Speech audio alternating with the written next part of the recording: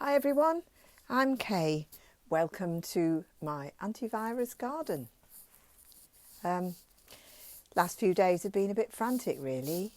Just been trying to work out how to share stuff with you that I'm doing, give you some ideas and inspiration for things that you can do at home, with the kids maybe, and just get growing, because actually lots of us are thinking, well, what can I do to keep myself occupied? So what better than to be out in any bit of space that you've got outdoors that you can go into. So garden, balcony, window box. I'm just an amateur gardener and I live on the Isle of Anglesey, and yeah, I'm lucky. It's a beautiful place I live.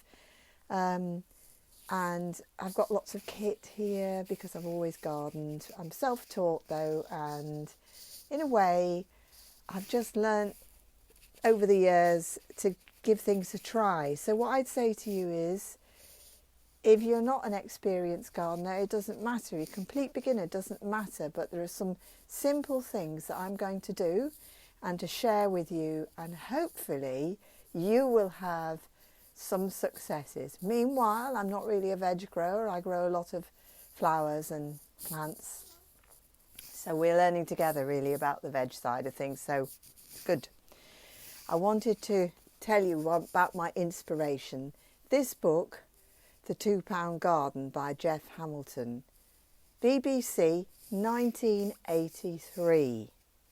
As you can see, his £2 is held as two paper pound notes. Tells you how old it is.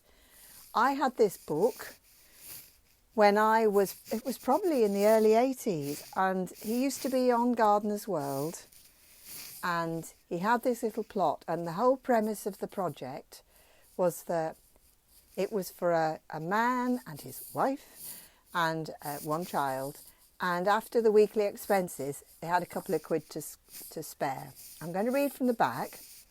He says, Jeff Hamilton shows how a small garden can, with careful planning and lots of inventiveness, be made attractive and capable of producing enough vegetables and fruit to feed a family of 3 throughout the year, all for a weekly outlay of only £2, and still make a profit.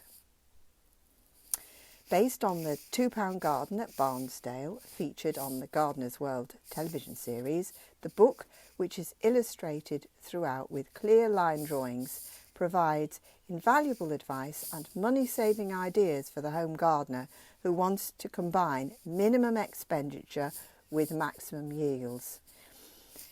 Back in the day when I had this book, I was in that situation of trying to find, money to grow things, and it's not easy. And right now we're in the same situation. Lots of people just have not possibly got the £2 a week. So, I'm looking to improvise a lot. The thing about this book was that he looked around him to see what resources were available.